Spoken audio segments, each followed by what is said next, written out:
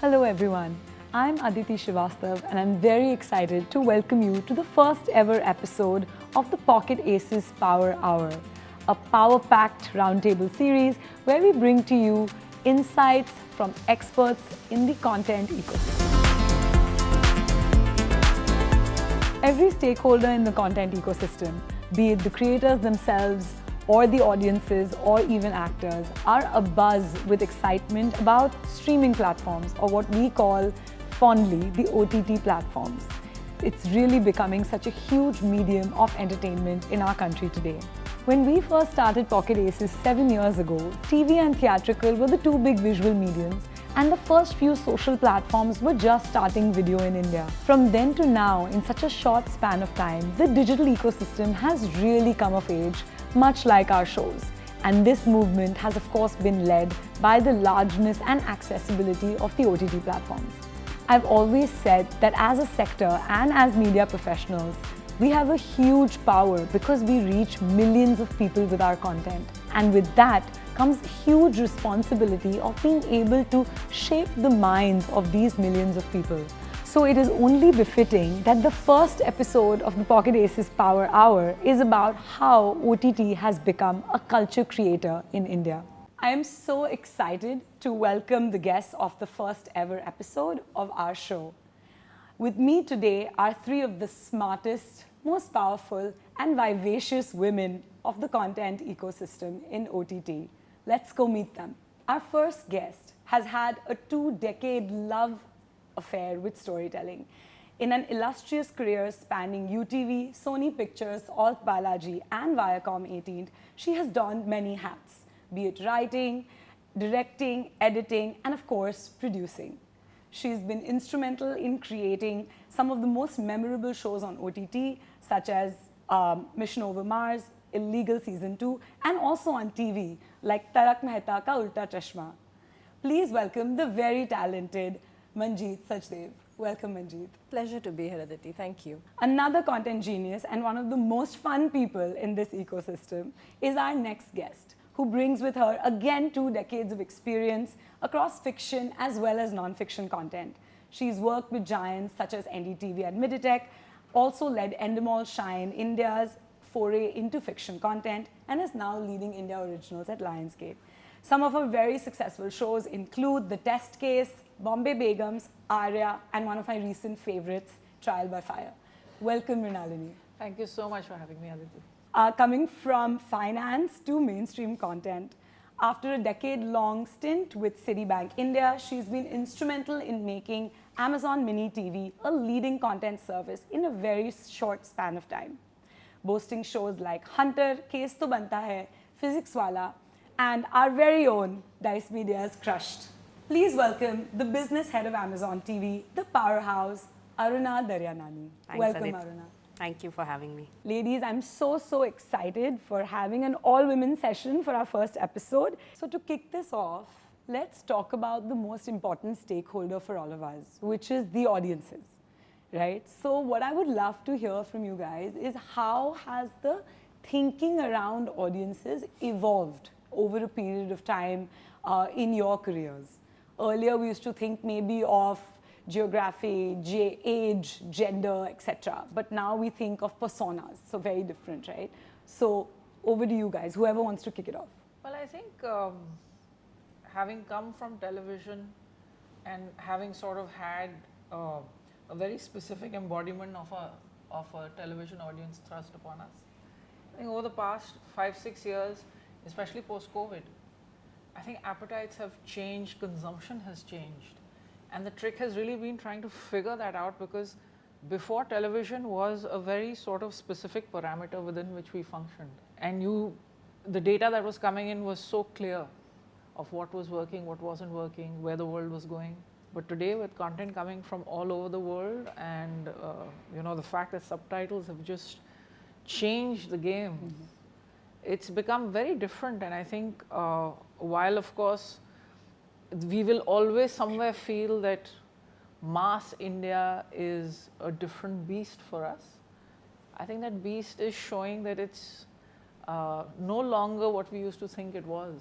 Just adding to what you're saying, Mrinalini, in television, I'm also from television, we used to have very specific audiences that we used to cater to. Every channel had like a target to kind of go to. And so we would only be studying those sort of segments. Today in OTT, anybody with an internet connection is our audience. And the exposure that the audiences have today is so vast. International content, regional content, that the audiences, we can't look at them the way we used to look at them earlier. And we have to now, and in fact, I feel that, will this appeal to, I feel any piece of content will have some audience that it will appeal to. And so I don't think that we should box ourselves into catering to a specific audience like we used to do earlier. In fact, now it allows us to really create diverse content for different sets of audiences. So I changed from a viewer to now looking behind the scenes, and that's been a tremendous journey. I think the biggest thing that has changed is access. Access to content first was in your language, what was available locally, and now you just have the world, out there, people watching international content with subtitles, like you rightly said. It's just changed the way we consume. And one big shift that I see is the lack of patience. If you don't have me in the first minute or the first 2 minutes, and when you actually said about data and other things, it's out, no matter, how much love you've poured in. So the audience is very clear. I need something which caters to my taste. I am finding it appealing. Get me on, in the first couple of minutes. Otherwise, they'll move on.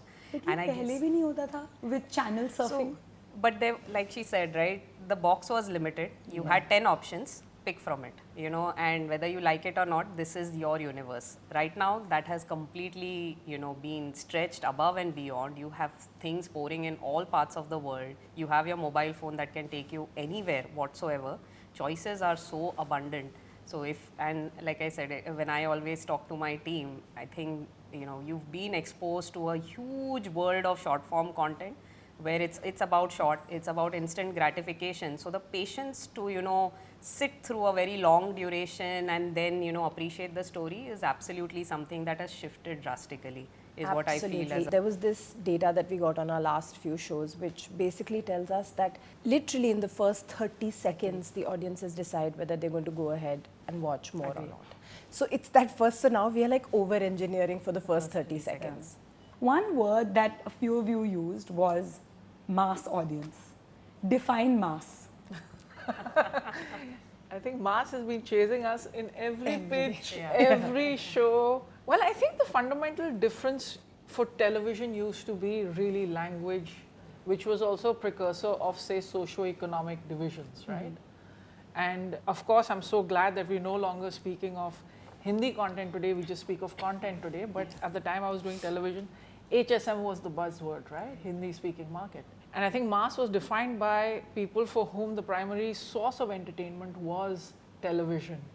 And then everything that television offered, which included Hindi films that came on it. And I think that's also a bit of a hangover of the fact that we've always seen the country as a little more divided versus diverse. I think diversity, as Manjeet mentioned, is something that we're embracing now, versus earlier in television, it was a very strict division of where you're going and who you're trying to attract. And I think mass is this sort of nebulous market that you're trying to attract, because mass is what gives you the numbers, versus so many times I've been told, Mrinali, don't make this South Bombay or South Delhi. So many times we get told that all the time. Agree. All the time. So where does it start and where does it end, the mass? So I think, like Mrinali mentioned, so with the TV space, you had a Hindi-speaking market transcending across age groups, right? Like a typical single TV household, family viewing, it catered to a really diverse age group. I think the definition of mass has also now become slightly boxed. Okay, am I talking to an 18 to 24-year-old male primarily? So that is the mass at, with which we are now sort of thinking. But I guess one thing, just learned it, I like you, when you've been working on Excel sheets all your life, you try to, put that this is the kind of cell or this is the audience or population that you're catering that product to. I think good content has a way to transcend that as well. So it's not just, if it's great content and I've meant it for an 18 to 24-year-old, there is no reason why a 25 plus won't watch it. 100%. Absolutely. In fact, we when you say what is mass, like I think of mass not really by their socio-economic or SECs or tiers like we used to talk about, but from their content preferences. And I think very loosely we've kind of come to this conclusion that mass, meaning masi, meaning masala, is the kind of content that the large mass is most comfortable watching and consuming. So loosely we think of mass as massy, and then we get told don't make it very niche because you want to appeal to the largest number of people. So at least we look at mass from a content point of view versus where they're from and what their socioeconomic thing is. One thing you said is, today I find people are loyal to the show they want to watch versus where it's Platform. at. So content preferences Yes. POV. Yes. And where are we getting these content preferences from? Oh my God. Today I think it's a combination because of course you have analytics and or the numbers coming in, but I think word of mouth, and actually one thing you said is, today I find people are loyal to the show they want to watch versus where it's Platform. at. Absolutely. And what you're basically trying to chase or attract is somebody to start speaking about your show, and then suddenly people going to come in just to watch it in order to be part of that chatter. You know, in fact, this meter that you're talking about, which is the advocacy as we call them, it's a meter we very seriously watch because word of mouth is what really gets the show going even months after it's come out. And how are you measuring the word of mouth? There are. I mean, Ormax has a proper thing called advocacy. Right. It's the OPR, I think they call it. Yeah. But then there are things like memes. Yeah. Like the moment a show catches on, suddenly you're flooded by these memes. Exactly. Yeah. It's the social media mentions, and you know, you can just see the chatter continuing for a show like this. I think it's become very clear that, you know, the first 2 weeks can come with the way you market it, right? So that you're bringing in, you're building that curiosity.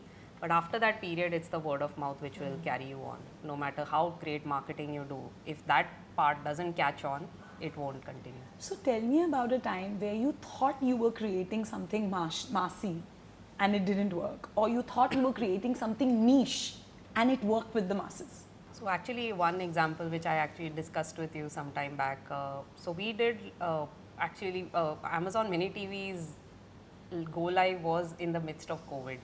New content production had completely stopped at that point in time, and we were just, you know, trying to see, hey, we are in a very unique place where it is positioned within the Amazon ecosystem. What would our audiences like? And especially when you have such a giant like Prime Video also within that same family, so we have to be different, catering to a very different audience. We started our journey with short films just to, you know, also see how customers perceive it, do they like it, do they enjoy it. And like I said, there was a show where we had like Transistor, which was set in the emergency era of the country, and how a relationship, a young couple, how their relationship changes because of it. And it's a fantastic film. I personally felt maybe it's too niche, it's maybe for, you know, my age group who would appreciate it, who has sort of read about it. But we found like fantastic, you know, adoption of it, which really threw us off, that we thought that this content is niche, would cater to a very small audience, but we found like great acceptability of it.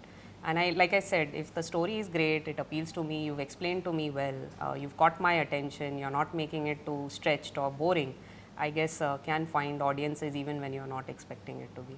That's wonderful. So after you saw and were surprised about the transistor data, right, did you do any studies after that to say why did it work? So we just you know, see, it's very difficult for a person to really express I liked it because of 1, 2, 3 reasons. You know, when we checked with certain audiences, and even I have young folks within the team, right? They said, yeah, this story it touched me. I could see, you know, what they went through, and it was nice portrayal without being too moralistic that this is right or this is wrong. And you leave that judgment to the audience, that you decide whether, you know, what's your take on it. So it's very difficult to get that nuance, but I think what they appealed here, yes, the story was interesting, it was crisp, the actors did a great job. That's why I liked it. So I think there is no like clear answer that, you know, these are the aspects that will work, and then you just stretch a line saying, okay, now we need to use this in every show. I guess it's very difficult. Making a formula with a surprise is not easy. Any other examples from you guys? Something niche which surprised you because it worked with the masses? It happened, for me, I'll give you an example of the reverse again, which is basically in Alt there was this show Apharan, which then both seasons are also now on Voot, so I've had a longish relationship with the show even though I wasn't directly involved. We thought it's just like a pure mass show. And then we realized that while the mass was talking about it and really lapping it up, like my uncles in South Bombay also said, oh, we saw that show and it's so cool. And there I think that, and again, that's a formula we don't know how to replicate, but that is a show that cuts across whatever classifications we think of, mass, niche, class, whatever, South Bombay, all those sort of sects. And I think, yeah, that's one example where we were very pleasantly surprised. Yeah, it's one of my dad's favorite shows as well. See, there you go. It's too soon, I think, to already be defining that, no, this works or this doesn't. I think right now we should, as content teams especially, we should just be allowed to experiment. So going from the audience insights into how do you pick and program content, right? Replicability is hard, we just discussed that. We are making content for a large variety of people. We are trying to be global. We are also trying to be going deeper into India. We're trying to break the mold. We're also trying to do more of the same that works. So what is the starting point? So there are no genre restrictions. The brief really is to get the best stories possible, to be able to tell all kinds of stories. Specifically the kind of stories that we may not have been able to convert into theatre or television hasn't represented those stories. Yeah, pretty much. I think we're just constantly on the lookout for the best stories and diverse stories. Because variety really, there is an over-indexing of thrillers, the thriller genre in the business right now. And every study tells us that the audiences want comedy. So we also identify those need gaps, and we're trying to kind of now fill those in. And then, of course, the process is very long. As we all know, it takes 2 to 3 years to really make a show, and the business teams are constantly like, training their guns at us and saying, kal do, but that doesn't happen. It takes a while. And I think as much as, I think it also comes down to person. I think it's very important to take into account the people who lead platforms. They have a vision, they have an opinion, and I think that is also something that needs to be trusted. That gut instinct to tell a story. And I think also the parameter of success, especially for streaming, has to change, because the pressure on box office was the weekend, and the pressure on television was that weekly TRPs. And I'm not saying that I don't take into account that, of course, streaming is a business and a slightly more complex one. But I think what streaming also allows you to do is that shows find their audience. And what Manjeet is saying is important, that unfortunately streaming versus television is the classic example of a buffet versus an a la carte menu. And you will have to, no matter what you do, make sure that the buffet is as well-rounded and diverse in order to both attract and engage. And that usually also is a function of the producers on both ends and their gut instinct on why this story needs to be told. And specifically, who will resonate with this story. And I feel television didn't allow that because of the forces of business on television. And to some extent, for a long time, film also didn't allow that. And the whole point of streaming is to break those two specific molds in order to give audiences and attract a very diverse age group also now. Over the past 5 years, we are representing the youngest population on the planet. Technology and data is possibly the easiest thing in this country. So they're ready to consume. We just need to make sure that we keep giving them stuff which always pushes the envelope just a little bit. How do you think about it, especially coming from the fact that you've set up a brand new platform, right? So was the idea program in such a way that you become specialists or go deep into certain kind of content or certain audience preferences and then expand? Or it was like, no, give me one for this, one for this, one for this, and then one for this, one for, and then repeat? No, actually, Amok Dusad heads our content, and he's got a fantastic experience. He's come from the TV world, then from Sony, and then he looked at Sony Live. So he's seen this very diverse audience sets, and he gets in that great understanding. I think where we sort of try to bring it together, and we are an AVOD service, so I do have to look at the business aspects of it, you know. So if the story is great, we know that these are the reasons why it may connect with the audience. And I think at Amazon, we were given enough time to learn, understand. Like the first year of operations was, hey, let's try out a lot of things, see what works, what finds that appeal, and then we get sharper with the strategy. So obviously the story needs to be great. We should have that gut feel, like they mentioned, that ye connect hoga, and you have that conviction, and then you proceed with it. And from my lens, since we are an AVOD service, we also have to think from an advertiser standpoint that, hey, will it appeal to the brand? Would they love to be associated with it? Ultimately, that is what will fuel the service to grow bigger and bigger. You obviously need a large audience, otherwise also the other side of the story falls flat. You cannot be very niche from that lens. So I guess marrying these two objectives is what creates the magic. And it takes its time. Sometimes you will have to try out, and like she rightly called out, you know, there is the long format. You want to build that habit. You want to get customers on a regular basis to your service. And there are other aspects where binge makes sense. So I think being true to the story, you know, whether it can be shorter duration or longer duration, that is important. Marrying it with the business objective of advertisers and bringing it then to the forefront. I also think that OTT allows you the freedom to actually just experiment with everything. So, you know, in TV, we used to be like 22 minutes an episode. And so all our storytelling used to be constructed in a way to, you know, get that big high in the middle, get that big hook in the end, make sure people come back tomorrow. Binge, we think of very differently, you know, 45 minutes, 30 minutes. We're not, at least in OTT, we're not sort of confined or constricted with that thought process. So the storytelling process is also, it's so fluid and it's so magical that you can just, you can do it anywhere. And I think we are at a stage where we're still getting our learnings.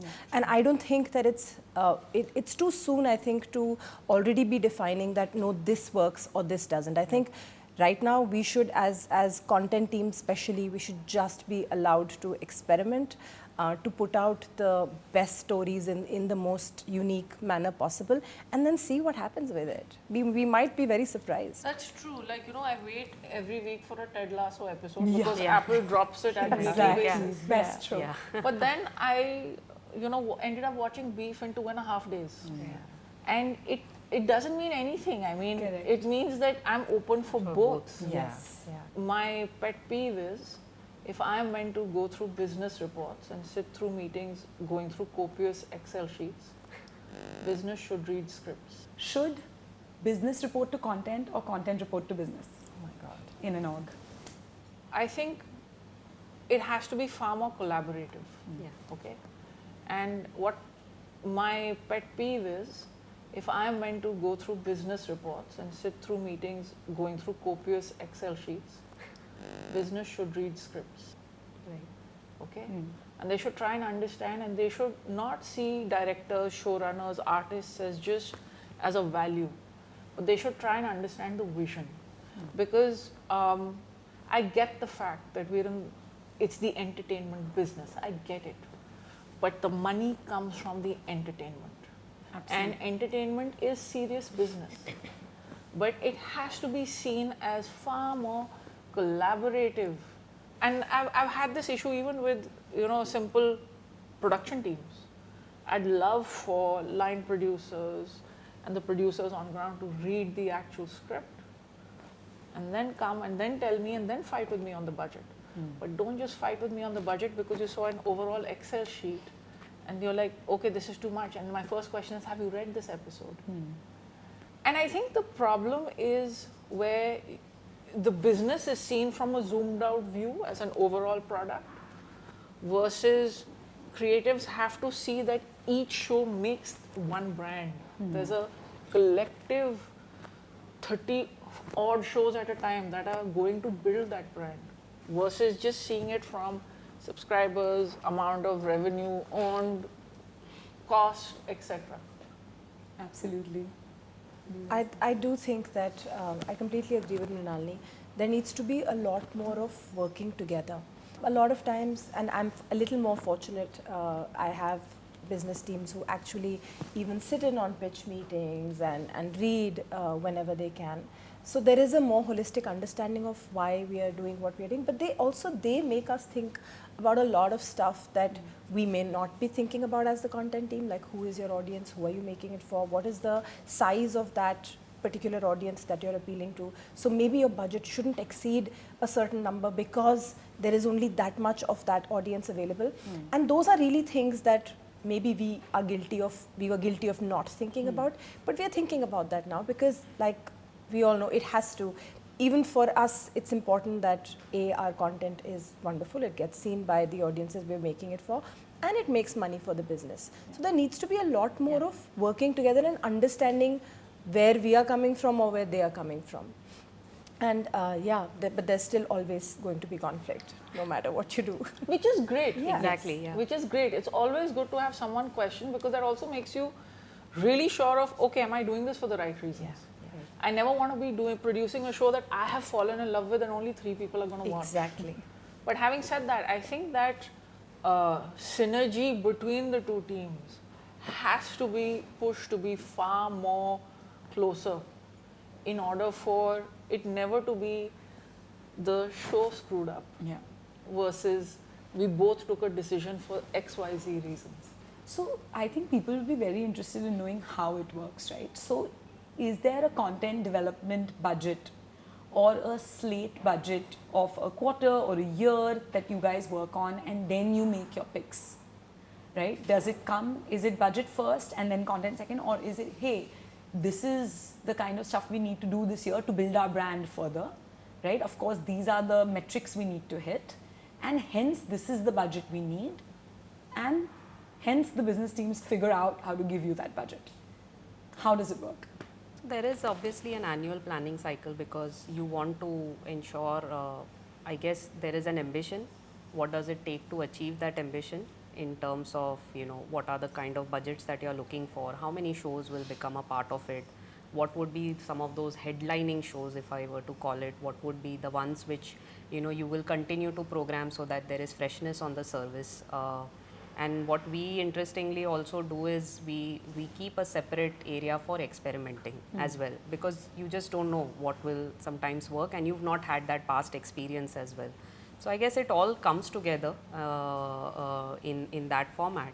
Not that we are saying it can be that method, like, I have parked X, it can become X plus 2, and that needs to be there, but as long as it sits in the overall story, it is a business. You are answerable to your shareholders at the end of the day. So I think if you create that lens and also have that flexibility, that, hey, I started with this thinking, but guess what, it's turning out better. Maybe we may need more budgets, but as long as it, operates under what we have shared, that this is what we are looking at it from an output standpoint at the end of the year, then it's all right.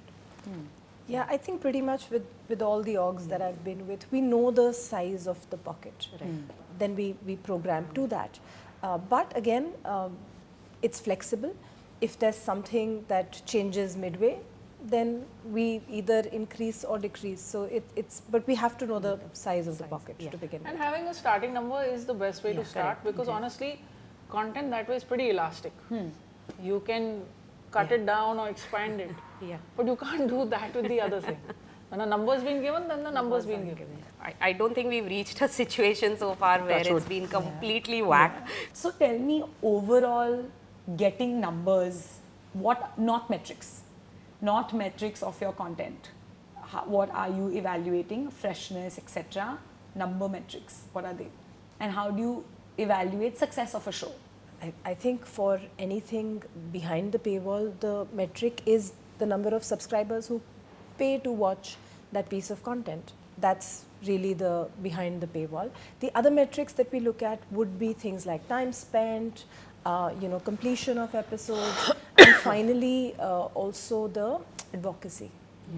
that how much chatter is a piece of content generating, and what is the sort of we also roughly feel that the life cycle of a show once it's on platform and the initial marketing hype has died would be say X number of months, but the tail end of a show where people are still coming on the back of that show, subscribing, watching, your current base is also watching, all of that pretty much tells us how the show has done.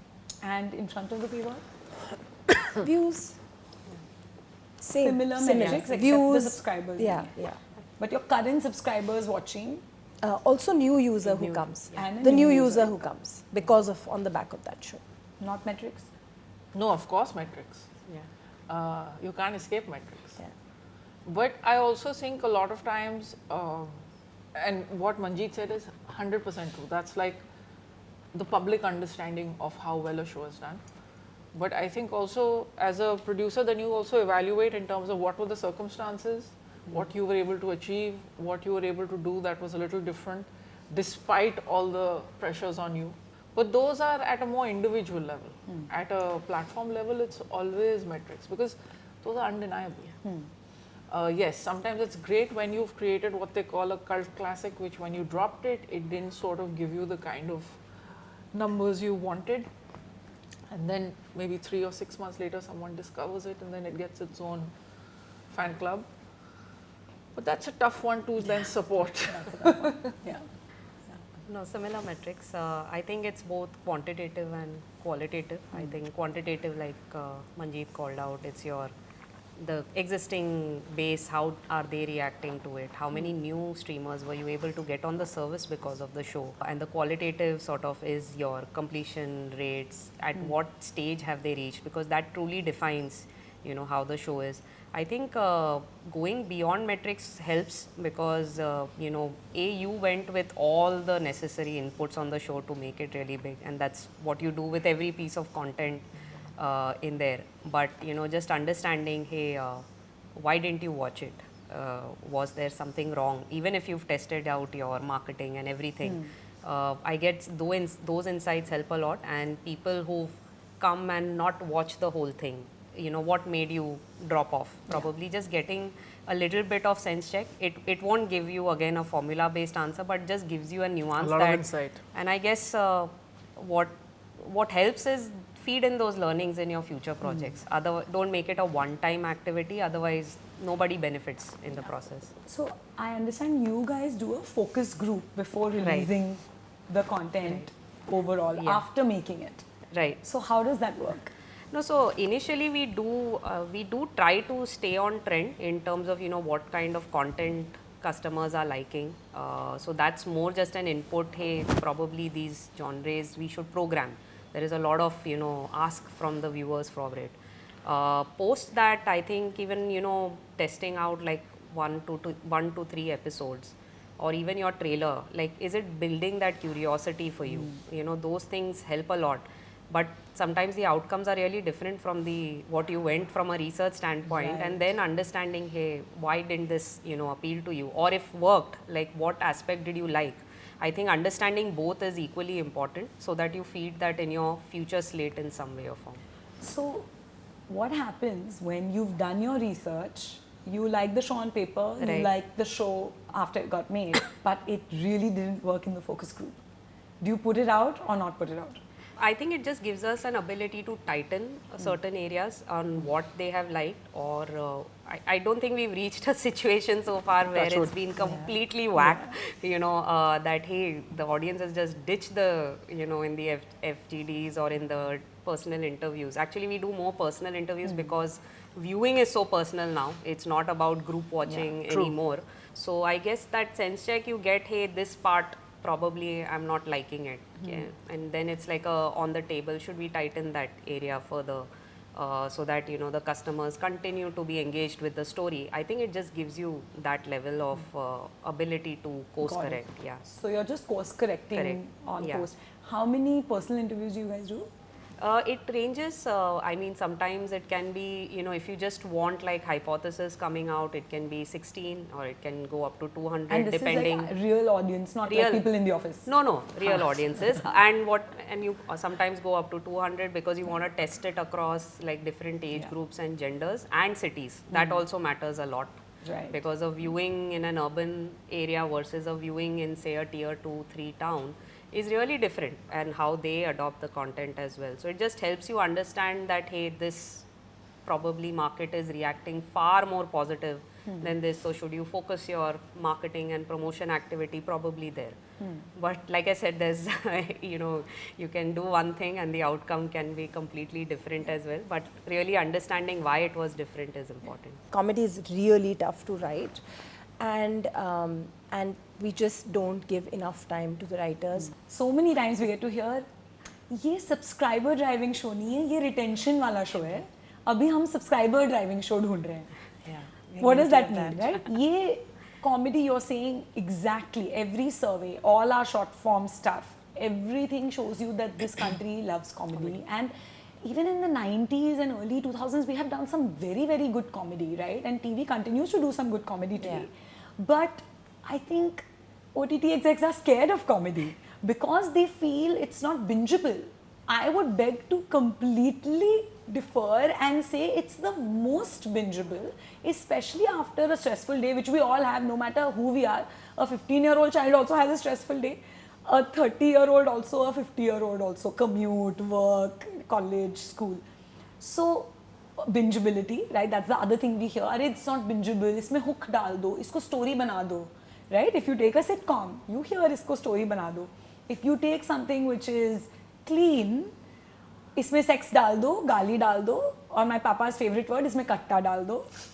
So everything you're saying is great, but we do get to hear these things, right? So somewhere, why do we get to hear these things if everything is so experimental? Go ahead. Someone gave me a very exciting insight into comedy, because at Lionsgate, one of the first things we started off as an original with was a slice of life series, which I think is the toughest genre to pull off. Because your first thought is, where is the drama, where is the conflict? And I think the problem with comedy also begins with the fact that we have two very diverse spectrums to comedy, right? We have one which is your Kapil Sharmas and what you see either on TV or in film, which is a very specific type of comedy. And then what we consume, what's coming from different parts of the world.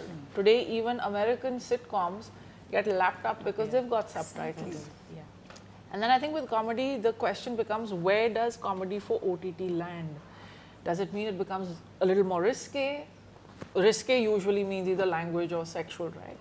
But sometimes it can also be the choice of characters or the setting, etc. And I think the reason why execs usually shy away from comedy is, unfortunately, it is the toughest genre to write. You need superlative writing, and then after that, if it's a sitcom, you need superlative acting, for which you need rehearsals and you need the actors to really give in. And then because the genre is priced at a particular level, all these things that you want to pull off a really good comedy don't manage to happen, because the price then shoots up the moment you're asking an actor to rehearse, or you're wanting the writing to take a specific length of time. See, so the interesting part about comedy, right, and you spend few more minutes there because we all have referred to it, is that, see, the development part is actually the least expensive part of a show process, right? Production is the most expensive. Comedy is expensive in development and very cheap in production, because mostly it's indoors or very like controlled locations, etc., right? So actually overall it is cheaper than a drama show, etc. Even the best comedies internationally have a 1-season gestation. We all know this. So is it that we're just impatient? Of course. Yeah, Yes, absolutely. agree. Can we change that? Of course. Is the Completely. business impatient, or is the content side impatient? Audiences, I feel, are patient, but that's debatable. I don't think it's that simple. I really think, and I'll go back to what Mrinalini is saying, that really the writing is where it's going to really either work or not. Comedy is really tough to write, and we just don't give enough time to the writers. Also, the way our writers function is very different from how the writers function internationally. They write only one show at a time. Our writers are writing 5 things at the same time because the economics of writing one show at a time simply doesn't work.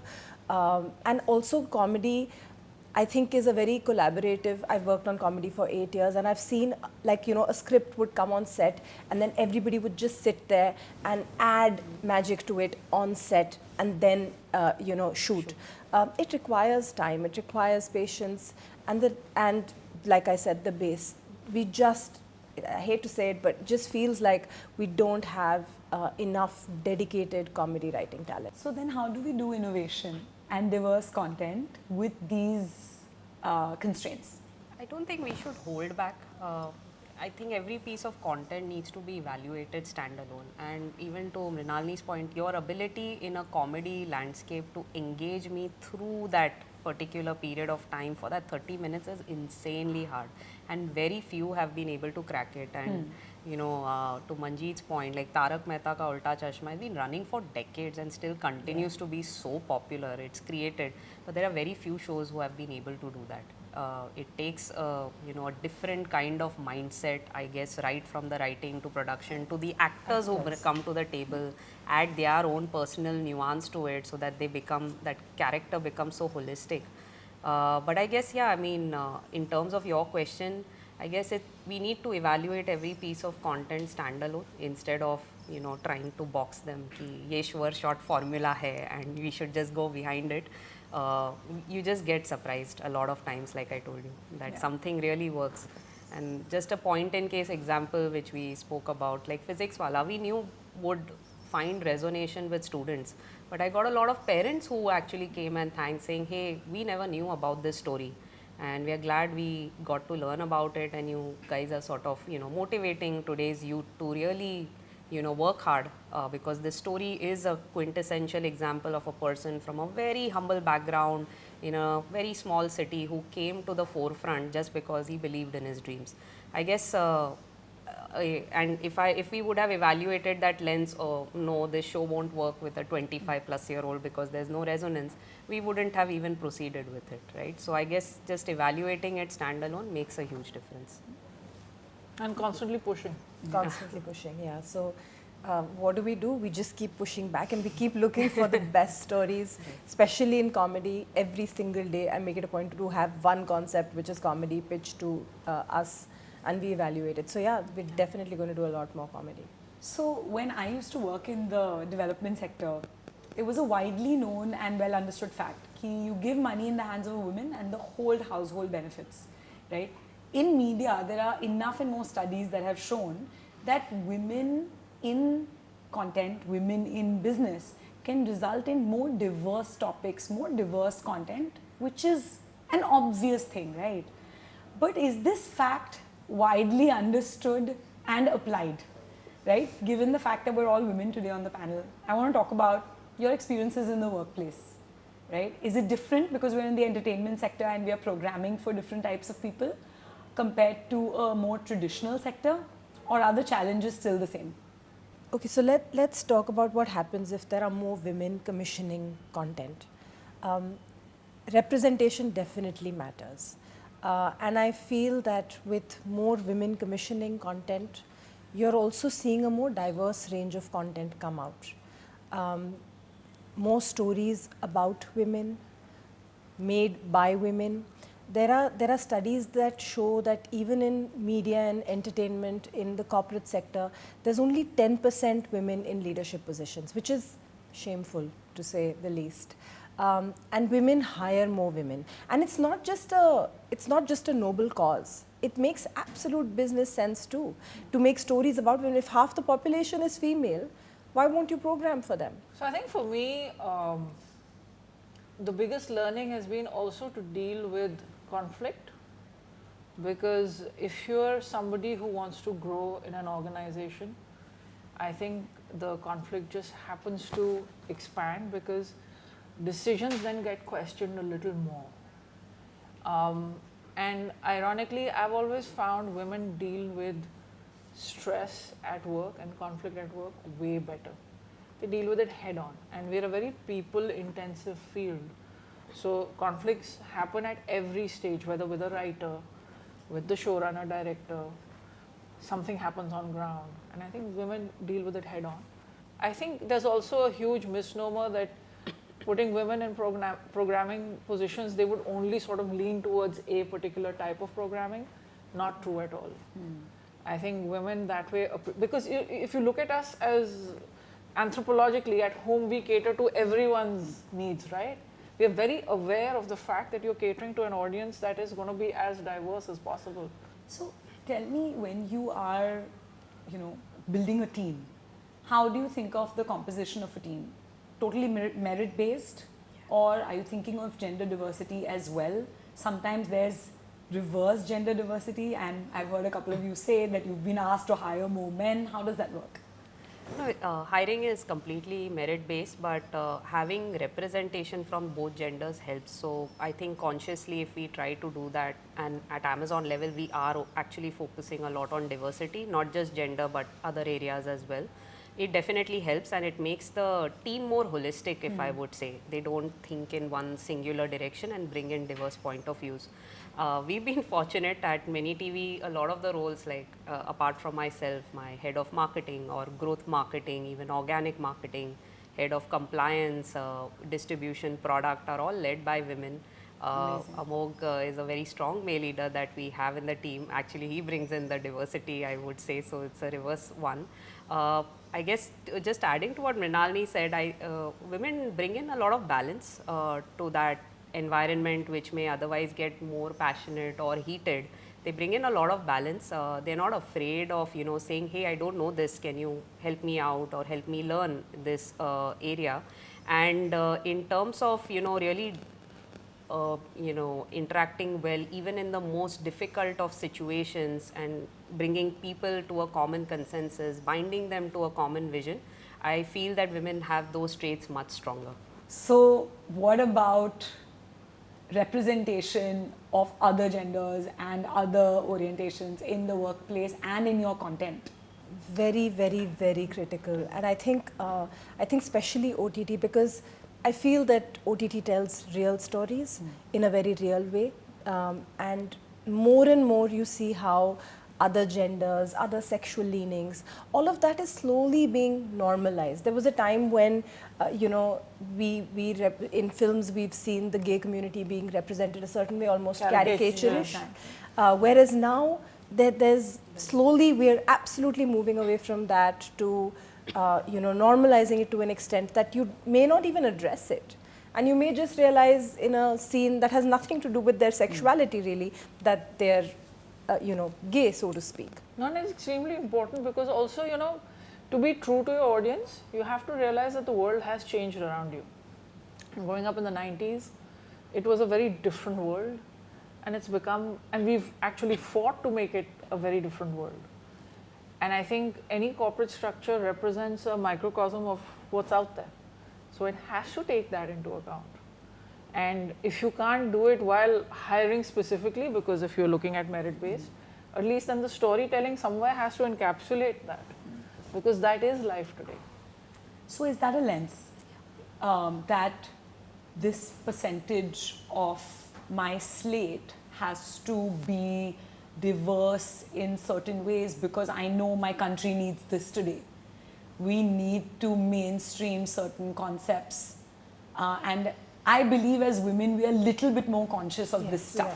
Yeah, absolutely. 100%. Right. Absolutely. So is this a filter that, hey, this is why I'm greenlighting this concept, because obviously it ticks the main boxes, but it is also this, and this is also why it's unique and different? Of course. I think my lens really is that there are stories that, of course, you should make because they're good for the business and they're entertainment. But there are also some stories that you should make because they just must be made.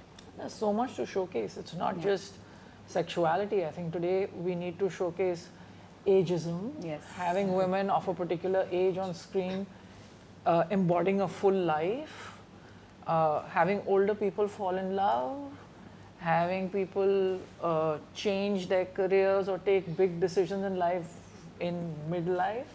I think these are so many things that the world today is ripe to see, and that falls upon us to make that very clear-cut decision that yes, these stories need to be out there. Subconsciously influences you whether you realize it or not. So I guess it's a lot of responsibility with how you portray every gender. I think if you stereotype them, audiences have also become smart enough to pick it up and call you out on social media that hey, you shouldn't be doing this. This is not right. And I think as long as we are more innately thinking about it as you greenlight, as you proceed with it, it's super important because you may not realize it changes your thinking, but it may manifest in your actions later. And that happens over a very large audience, so the responsibility is even higher. Make thrillers, make them for men, because men like thrillers. I think no such session, talk show, or roundtable would be complete without rapid fire. That's what Karan Johar has taught us all, so let's do it. One Indian show or movie that you wish was created by you. Rocket Boys. Delhi Crime Season 1. Special Ops. Biggest challenge you have with creative folks? I think writers who disappear. Interesting. Big beards. I don't know why. It just, I mean, we're in a hot country. Dude, come on. Very emotional. Biggest challenge you have with business folks? Budget and make thrillers, make them for men, because men like thrillers. Also make what was the last hit. I want that. I don't get that. It's already been made. What are we doing? Why not do more shows of this genre because it works? Okay, how do you deal with a bad narration? Think of innovative ways to run out of the room and not come back. I've learned this trick when I can yawn with my eyes open and my mouth closed. Sure. I can't, you'd have to bore me. But it's basically, you breathe through your nose and you just look really like you're concentrating. I don't have to deal with bad narrations. No, man. Do you get distracted by a hot celebrity in a meeting? Like, never. I don't believe that, but okay. So again, I do an Oscar-winning thing where I sort of pretend I'm really busy on either the narration or the negotiation. I don't notice buttons open and abs and smell cologne and all those things. I don't notice any of that. I behave. Yes, and do get distracted, but I think the real expertise is to keep a poker face. Yeah. Women can also distract women. Of course. Of course, yeah. Not just men, right? That's true. Yeah. More, in fact, then I'll be wondering, Yeah. where is this outfit from? She's so pretty. Yeah. Thank you, ladies, so much for spending your Saturday with us. So many different perspectives, so many different backgrounds. I think I learned a lot, and whoever is going to watch this episode will also learn a lot. So this brings us to the end of the very first episode of the Pocket Aces Power Hour. We really hope you enjoyed it. We look forward to bringing you more such episodes on diverse topics in the weeks to come. Please tell us in the comment below how you like this episode and what more you'd like to hear from us. Thank you for tuning in.